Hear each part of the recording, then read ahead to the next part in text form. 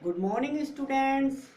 मैं देवव्रत और आज बेटा हम आपको बीएससी फर्स्ट ईयर केमिस्ट्री का 6th लेक्चर पढ़ाने जा रहे हैं बेटा। आज का बेटा जी हमारा टॉपिक होगा Pauli's exclusion law, Pauli's exclusion principle, Pauli's exclusion rule. ठीक है बेटा जी, आज का हमारा टॉपिक होगा पाउली का अपवर्जन नियम। ठीक है बेटा जी, पाउली का अपवर्जन नियम। अपने प्रीवियस लेक्चर्स में हमने क्वांटम नंबर्स की स्टडी की थी बेटा। क्वांटम संख्याओं को हमने भली प्रकार से भली भांति समझ लिया था। आज हम इसी क्रम में आज का अगला topic Pauli's exclusion principle discuss करने जा रहे हैं। ठीक है बेटा, तो हमने देखो क्वांटम नंबर्स पढ़े हैं, तो क्वांटम संख्या कैलकुलेट करना भी हमने सीखा था। तो उसी क्वांटम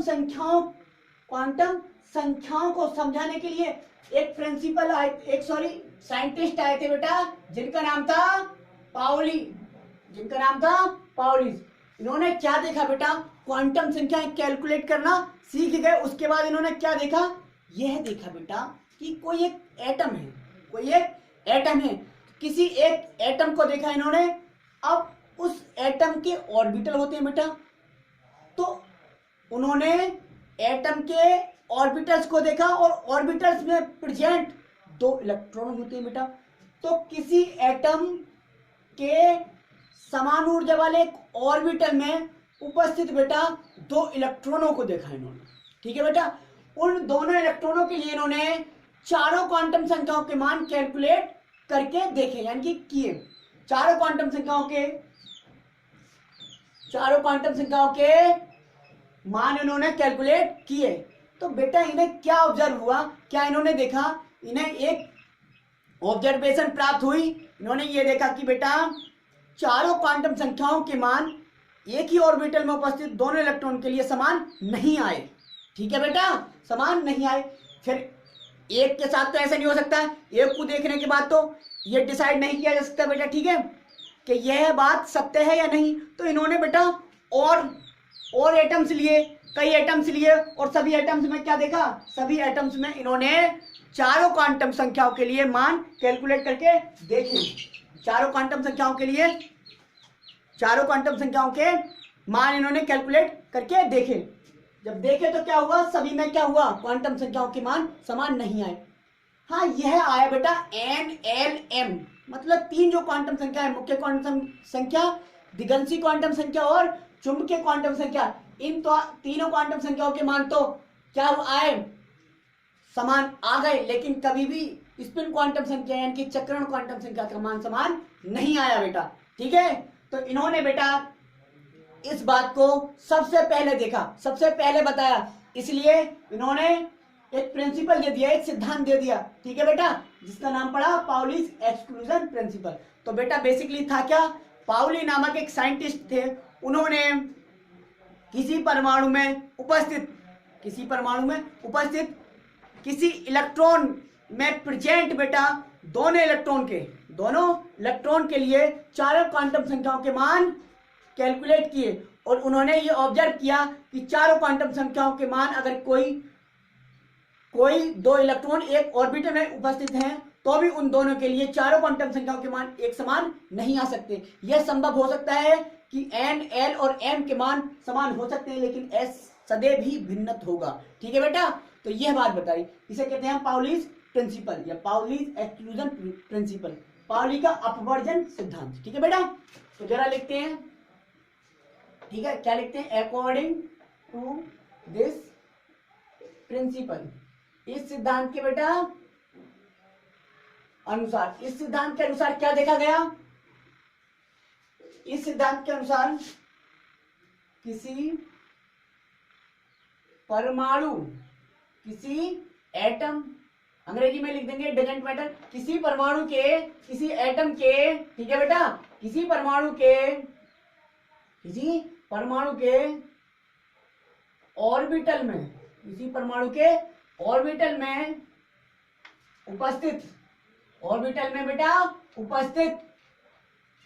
किसी परमाणु के ऑर्बिटल में उपस्थित दोनों, किसी परमाणु के ऑर्बिटल में उपस्थित दोनों इलेक्ट्रॉनों के लिए बेटा, तो इलेक्ट्रॉन लिख दिया, इलेक्ट्रॉनों के लिए चारों क्वांटम संख्याओं के मान, चारों क्वांटम संख्याओं, क्वांटम नंबर्स, चारों क्वांटम संख्याओं के मान की वैल्यू बेटा, के मान एक समान नहीं हो सकते, यह बात बताई बेटा।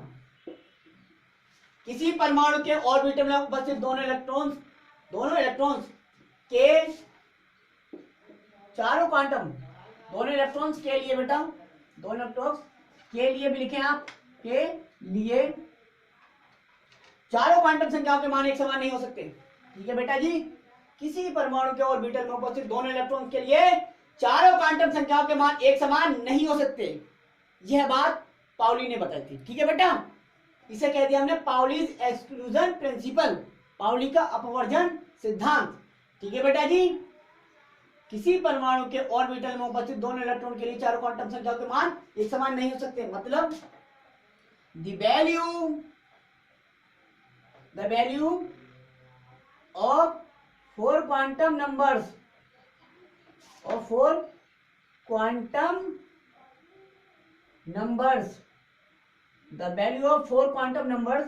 the value of four quantum numbers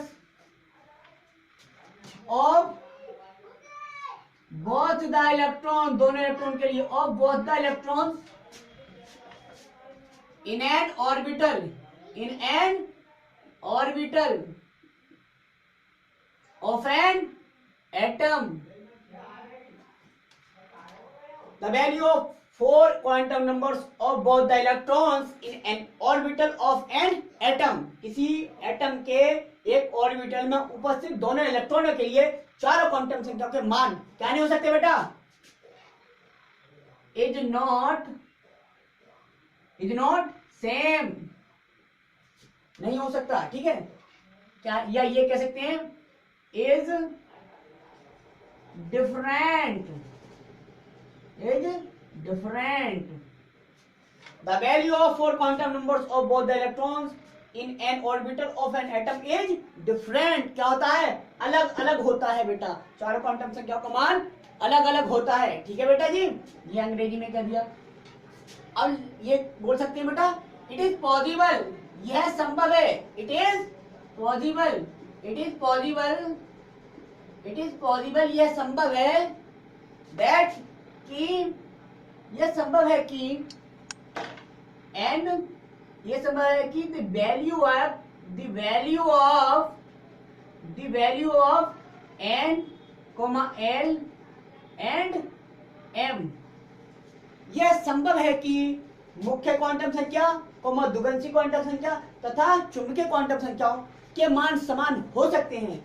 यही लिख रहे हैं बिल्कुल सेम हिंदी में, अंग्रेजी में नहीं आपको आता, हिंदी में लिख लीजिए। यह संभव है कि मुख्य क्वांटम संख्या, द्विगंशी क्वांटम संख्या तथा चुंबकीय क्वांटम संख्याओं के मान समान हो सकते हैं। It is possible that the value of n, l and m may be same, but लेकिन बेटा जी, लेकिन चक्रण क्वांटम संख्या का मान सदैव भी भिन्न होगा, but the value of s will always be different, ठीक है बेटा जी, ये हो गया। ये लिखना है बेटा, the value of four quantum numbers of both the electrons in an orbital of an atom is different. ठीक है, it is possible that the value of n, l and m may be same but the value of s will always be different। Hindi में बात करें, किसी परमाणु के orbital में उपस्थित दोनों इलेक्ट्रॉन के लिए चार क्वांटम संख्याओं के मान एक समान नहीं हो सकते बेटा। यह संभव है कि मुख्य क्वांटम संख्या, द्विगंशी क्वांटम संख्या तथा चक्रण क्वांटम संख्या, मुख्य क्वांटम संख्या, द्विगंशी क्वांटम संख्या तथा चुंबकीय क्वांटम संख्या के मान समान हो सकते हैं, लेकिन चक्रण क्वांटम संख्या का मान अवश्य ही भिन्न होगा। ठीक है बेटा, ये हिंदी हो गया। ये बताया था किसने? पाउली ने। और ये क्या कहलाता है? पाउलीज एक्सक्लूजन प्रिंसिपल कहलाता है। ठीक है, हो गया ये नियम। अब देख लेते हैं जो बात इन्होंने बताई वो सत्य है या नहीं। तो एग्जाम्पल लेते हैं। फॉर एग्जाम्पल देखो, कॉपी कर लीजिए, देखते हैं एग्जाम्पल। बेटा एग्जाम्पल क्या है देखो जरा एग्जाम्पल। देखो बेटा एग्जाम्पल है ये एग्जाम्पल लेते हैं बेटा हीलियम का। हीलियम एक एटम है, इसका परमाणु क्रमांक 2 है। ठीक है, हीलियम एटम। अब इलेक्ट्रॉनिक विन्यास करो 1s2, यानी कि इसमें s ऑर्बिटल है और कितने इलेक्ट्रॉन है s ऑर्बिटल में बेटा? 2 इलेक्ट्रॉन है। भर दिए बेटा हमने। अब हम कह रहे हैं दोनों इलेक्ट्रॉन के लिए 4 क्वांटम संख्या के मान समान नहीं हो सकते। यह बात इन दोनों में देखते हैं, इन दोनों इलेक्ट्रॉन के लिए देखते हैं निकाल के जरा। ठीक है बेटा, तो देखो जरा n क्या होगा? कौन से कोष में है? पहले कोष में। तो n बराबर क्या आ गया बेटा इस इलेक्ट्रॉन के लिए? यहां देख लो, n बराबर इसके लिए आ गया 1। ठीक है बेटा, n की वैल्यू 1 आ गई, क्योंकि कौन से सेल में, कौन से कोष में? l बराबर क्या आ जाएगा? तो l बराबर क्या आ जाएगा? l बराबर क्या होता है? 0 से n-1 तक। तो 0 से n-1 यानी कि एक में से घटाओगे तो 0 आएगा। तो 0-0 तक, तो 0-0 तक का मतलब हो गया 0 केवल। तो l बराबर क्या है बेटा? 0। l बराबर 0। जब n बराबर 0 हुआ तो l बराबर क्या होगा? 0। s उपकोष में, इसलिए l बराबर 0। एक ही मान आया बेटा, इसमें तो ये देखना ही नहीं है। l बराबर 0। अब m देखते हैं। जब l बराबर 0 तो m बराबर भी 0 होगा। क्यों 0 होगा? क्योंकि देखो यहां बताते हैं, कल हमने निकालना सिखाए थे क्वांटम नंबर्स। देखते हैं यहाँ पे m बराबर क्या होता है बेटा? m बराबर -l से कहां तक? 0 से +l तक। ये फॉर्मूला था आपका। तो लगा दीजिए m बराबर -l का मतलब l की वैल्यू 0, -0, फिर 0, फिर +0। तो बेटा माइनस में 0 लो, प्लस में 0 लो, 0 लो, न्यूट्रल रहेगा तो 0। तो m का मान क्या हो गया बेटा? 0। ठीक है, तो इसलिए m यहाँ पे 0 लिख दिया हमने। अब s देखें, s केवल इलेक्ट्रॉन के चक्रण की दिशा को बताता था, चक्रण क्वांटम संख्या। तो चक्रण की दिशा कौन सी है बेटा? क्लॉकवाइज। कैसी? क्लॉकवाइज। यानी कि पहले इलेक्ट्रॉन के लिए सदैव s का मान +1/2 होता था। आ गया n l m s। ठीक है, अब इस वाले इलेक्ट्रॉन के लिए जरा हम देख लेते हैं। तो n तो बेटा इसके लिए क्या आएगी? क्योंकि पहले कोष में है तो n बराबर 1, और n बराबर 1 आ गई तो l बराबर क्या आएगा? तो l बराबर 0 आएगा। और जब l बराबर 0 आएगा तो m बराबर क्या आएगा? भी 0 आ जाएगा। लेकिन s बराबर देखो क्या हुआ? s की वैल्यू देख लीजिए आप। s की वैल्यू क्या आ गई? दूसरे इलेक्ट्रॉन है और दूसरे इलेक्ट्रॉन के लिए एंटी क्लॉकवाइज और एंटी क्लॉकवाइज के लिए क्या लगते थे s का मान? s बराबर -1/2, माइनस के 1/2, माइनस के 1/2। ठीक है बेटा, तो ये हम देख लिया हमने। ये सत्य बात थी जो आप पाउली जी थे, उन्होंने जो बात बताई थी बेटा वो सत्य साबित होती है। क्या? कि पाउली ने ये बताया था कि किसी परमाणु के एक ऑर्बिटल में उपस्थित दोनों इलेक्ट्रॉनों के लिए, किसी परमाणु के एक ऑर्बिटल में बेटा उपस्थित दोनों इलेक्ट्रॉनों के लिए चारों क्वांटम संख्या 1, 2, 3, 4 चारों क्वांटम संख्याओं के मान एक समान नहीं हो सकते। अब इन्होंने एक बात और बता दी, यह संभव हो सकता है। क्या संभव हो सकता है बेटा? कि मुख्य क्वांटम संख्या यानी कि n, दिगंशी क्वांटम संख्या यानी कि एजीम्यूथल l, चुंबकीय क्वांटम संख्या यानी कि मैग्नेटिक क्वांटम नंबर m, इन तीनों के मान समान हो सकते हैं। तो तीनों के मान समान आए। लेकिन बेटा चक्रण क्वांटम संख्या जो आपकी 4th बने उसका मान सदैव ही भिन्नत होगा। ये बात थी, सत्य निकली, ये बात सत्य है। तो ये आपका हो गया पाउलीज एक्सक्लूजन प्रिंसिपल। ठीक है, और एग्जांपल से भी समझ सकते थे। ठीक है बेटा, तो ये हो गया आपका पाउलीज एक्सक्लूजन प्रिंसिपल। अब हम अपना नेक्स्ट टॉपिक अभी खत्म कर देंगे। दूसरा प्रिंसिपल एक स्टार्ट कर देते हैं, हुन्स रूल। ये मिटा रहे हैं आप, हम जरा उतार ले। ठीक है बेटा, दूसरा हमारा टॉपिक है आज का हुंस रूल। क्या है बेटा? हुंस रूल। ये देखें आप, हुंस रूल। दूसरा टॉपिक है आज का बेटा हमारा हुंस रूल। हुंस रूल, हुंस रूल, हुंड का नियम। हुंड का नियम बेटा जी, हुंड का नियम। ये हमारा हुंड का नियम। ये हुंड का नियम क्या है बेटा? कभी कभी इसे कहते हैं हम हुंस rule, हुंस rule, हुंस rule of maximum, maximum multiplicity, multiplicity, multiplicity, हुंस rule of maximum multiplicity या हुंस रूल केवल दो नामों से आ सकता है, इसलिए दोनों नाम हमने डाल दिए। ठीक है बेटा? हुंस rule, हुंस rule of maximum multiplicity. ठीक है, तो हुंस रूल देखते हैं अब क्या है। ये मिटा देते हैं ताकि हम थोड़ा सा लिख भी पाए। हुंड का नियम क्या है बेटा? अब बेटा ये दूसरे भाई साहब आ गए, दूसरे साइंटिस्ट आ गए, पाउलिस ने कुछ बात बताई, उसके बाद हुंड ने भी अपना कुछ विचार रखे। ठीक है बेटा, जिन्हें हमने हुंड रूल कहा होगा। तो बेटा इन्होंने क्या बात रखी, इन्होंने क्या विचार दिया केमिस्ट्री में? इन्होंने बताया बेटा कि समान ऊर्जा वाले ऑर्बिटलों में, समान ऊर्जा वाले ऑर्बिटल्स में, समान ऊर्जा वाले ऑर्बिटल किसे कहेंगे? जैसे बेटा एस ऑर्बिटल तो सिंगल ऑर्बिटल होता है, हमने बताया था। पी ऑर्बिटल 3 होते हैं, तो पी ऑर्बिटल जब 3 होते हैं तो हमने बताया था तीनों की ऊर्जा बराबर होती है, P X, P Y, P Z, तीनों की ऊर्जा बराबर है। तो इस प्रकार के ऑर्बिटल में, ठीक है, समान ऊर्जा वाले ऑर्बिटल में बेटा पहले इलेक्ट्रॉन एक एक करके भरे जाते हैं, पहले इलेक्ट्रॉन एक एक करके भरे जाते हैं, फिर उनका युग्मन यानी कि पेयरिंग स्टार्ट हो जाती है। पहले इलेक्ट्रॉन 1 बाई 1 करके क्या करते हैं हम? फिल करते हैं। एंड आफ्टर दैट हम क्या करते हैं? पेयरिंग क्या करते हैं? 2-2 इलेक्ट्रॉन भरना प्रारंभ कर देते हैं। ठीक है बेटा, यह बात बताई थी केवल हुंड भाई साहब ने। ठीक है, इस नियम को हम हुंड का नियम या इसे कहते हैं हम हुंस रूल ऑफ मैक्सिमम मल्टीप्लिसिटी। ठीक है बेटा, यह नियम है। तो बेसिकली हुंड ने क्या बताया था बेटा?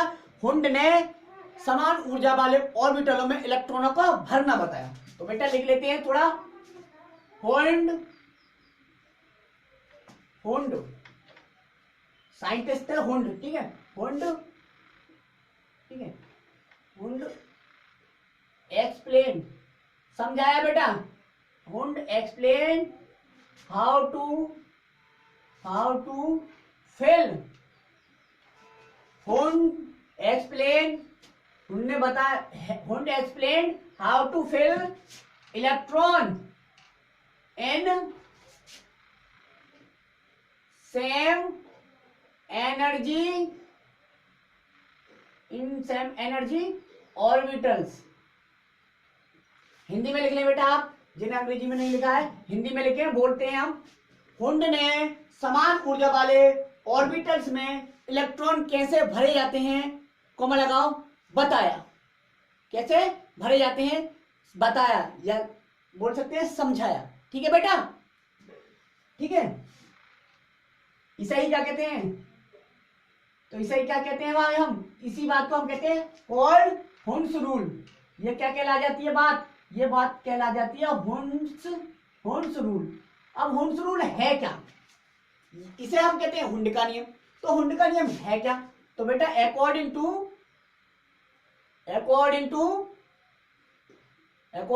हुंस rule, according to Hund's rule, Hund के नियम के अनुसार। हुंड का नियम है क्या? अकॉर्डिंग टू हुंस रूल क्या होगा बेटा? हुंड के नियम के अनुसार समान ऊर्जा वाले, और पहले हिंदी में लिख रहे हैं फिर अंग्रेजी में बोल देंगे, अंग्रेजी में लिख रहे हैं हिंदी में बोल देंगे। ठीक है बेटा, एक लैंग्वेज में बोलेंगे एक में लिख देंगे। अगर दोनों लैंग्वेज हम स्टार्ट करने लगे पढ़ाना तो एक लेक्चर 50-50, 60-60 मिनट का हो जाएगा और इतना ही नहीं पढ़ा पाएंगे। ठीक है बेटा, तो according to Hund's rule, Hund के नियम के अनुसार, हिंदी बोलते जाते हैं। ठीक है, क्या? The filling of electron, sorry ऐसे लिखे, according to Hund's rule, Hindi में लिखे पहले, समान ऊर्जा वाले ऑर्बिटल्स में बेटा, समान ऊर्जा वाले ऑर्बिटल्स में बेटा जी हुंड के नियम के अनुसार समान ऊर्जा वाले ऑर्बिटल्स में इलेक्ट्रॉन पहले एक एक करके क्या करे जाते हैं, भरे जाते हैं। फिर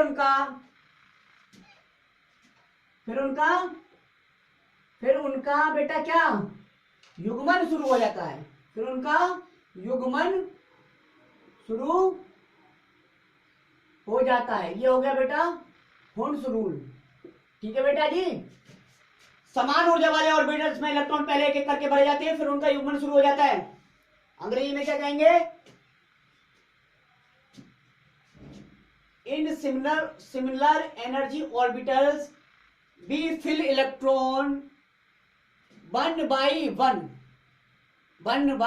one and then pairing started, और उसके बाद युग्मन शुरू कर दिया जाता है। ठीक है बेटा। इन similar energy orbitals,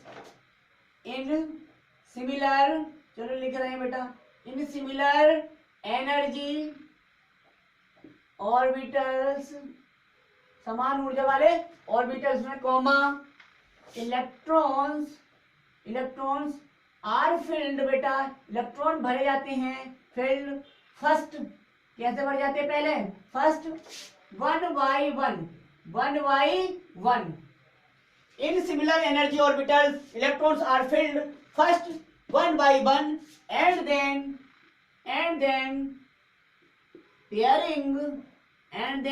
pairing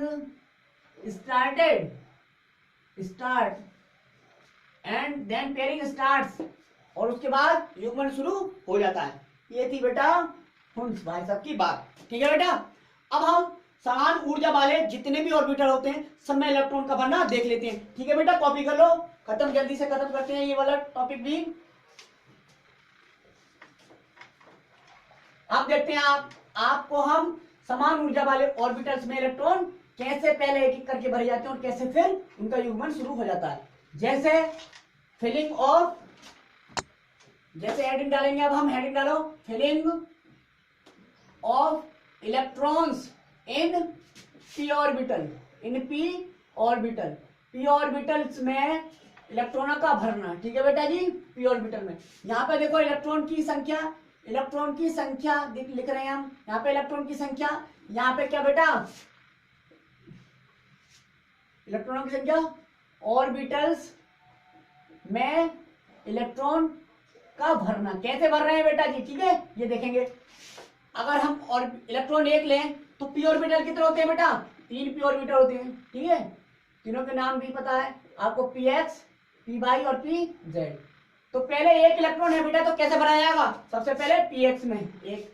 2 electron है तो कैसे भरे जाएंगे, 2 इलेक्ट्रॉन है तो देखो एक इसमें, अब दूसरा इसमें।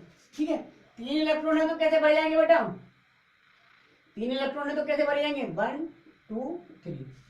ठीक है, 4 इलेक्ट्रॉन है तो बेटा कैसे भरे जाएंगे, 1 2 3। अब चौथा इलेक्ट्रॉन कहां स्टार्ट होगा, वो कह रहे थे हुंड भाई साहब के समान ऊर्जा वाले कक्षकों में पहले इलेक्ट्रॉन एक एक करके भरे जाते हैं, फिर उनका युग्मन शुरू हो जाता है। तो जहां से हमने स्टार्ट किया था एक एक भरना, युग्मन उधर से तो स्टार्ट होगा। तो बेटा चौथा इलेक्ट्रॉन कहाँ आएगा, यहाँ पे, ना कि यहाँ पे। ठीक है, कभी आप उल्टा स्टार्ट कर दें। तो यही तो है हुंड का नियम। ठीक है, 5 इलेक्ट्रॉन तो कहाँ भरेंगे, 5 इलेक्ट्रॉन तो बेटा कहाँ भरेंगे, 1 2 3। अब इसका युग्मन 4। ठीक है, 6 इलेक्ट्रॉन हो तो बेटा 1 2 3 4 5 6।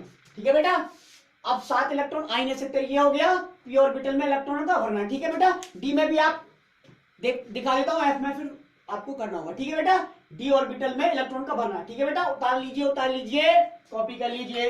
हो गया,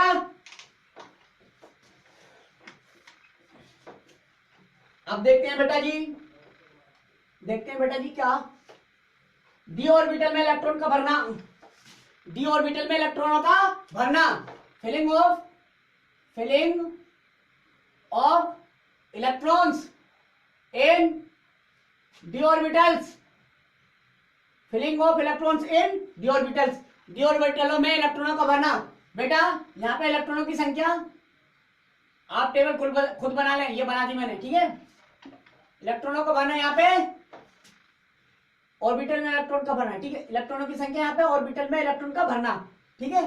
तो मान लो इलेक्ट्रॉन की संख्या 1 इलेक्ट्रॉन है और डी ऑर्बिटल कितने होते हैं बेटा? 5। कितने और बेटा? 5। डी ऑर्बिटल 1 2 3 4 5, 5 हो गए। तो 1 इलेक्ट्रॉन पहले तो ऐसे भरा जाएगा, 2 इलेक्ट्रॉन हो जाएंगे। तो ये बार बार आपको दिखाना पड़ रहा है बेटा। 1 2 3, ठीक है। 2 इलेक्ट्रॉन ऐसे हो गया। 3 इलेक्ट्रॉन होते तो बेटा ऐसे बढ़ जाते। इट डजंट मैटर है यार, ठीक है बेटा। 3 इलेक्ट्रॉन 1 2 3। 4 इलेक्ट्रॉन होते तो बेटा कैसे बढ़ जाते? 4 होते तो देखो, आपको दिख नहीं रहा क्या? 4 इलेक्ट्रॉन होते तो कैसे बढ़ जाते? 1 2 3 4 5। तो 1 2 3 4, ठीक है। 5 होते तो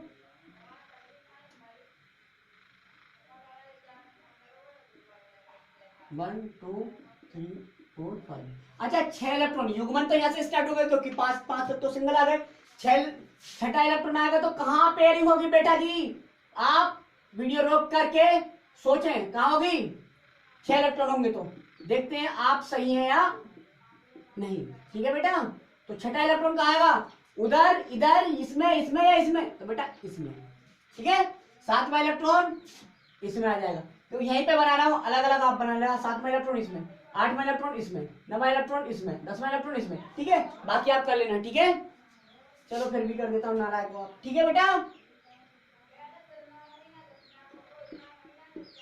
7वां इलेक्ट्रॉन कैसे आएंगे? 1 2 3 4 5 6 7। 8 इलेक्ट्रॉन बेटा जी, 1 2 3 4 5 6 7 8। 9 इलेक्ट्रॉन बेटा जी, 9 इलेक्ट्रॉन, 1 2 3 4 5, ठीक है। एक एक करके बढ़ गए 6 7 8 9, ठीक है। 10 इलेक्ट्रॉन, वो वाला भी फिल हो जाएगा पूरा। 10 इलेक्ट्रॉन, 1 2 3 4 5, 1 2 3 4 5 6, सॉरी 6 ऑर्बिटल बन गए, ठीक है बेटा। 5 ऑर्बिटल बना दी। 1 2 3 4 5 6 7 8 9 10, ठीक है। इस तरह से डी ऑर्बिटल में। अब बेटा घर से आप क्या करेंगे? एफ ऑर्बिटल में इलेक्ट्रॉन का भरना और करेंगे, ठीक है। बता देते हैं एफ ऑर्बिटल में इलेक्ट्रॉन का भरना, filling of electrons in F orbital, ठीक है बेटा। फिर हुंड्स रूल खत्म। हुंड ने केवल क्या बताया था? हुंड ने बताया था केवल समान ऊर्जा वाले ऑर्बिटल में इलेक्ट्रॉन कैसे भरे जाते हैं। कैसे भरे जाते हैं? पहले एक एक करके भरे जाते हैं, फिर उनका युग्मन शुरू हो जाता है, ठीक है बेटा। खत्म, हुंड खत्म, उनका नियम समाप्त, ठीक है। फिर सबसे पहले पढ़ाया था हमने फिलिंग ऑफ इलेक्ट्रॉन्स किनमें?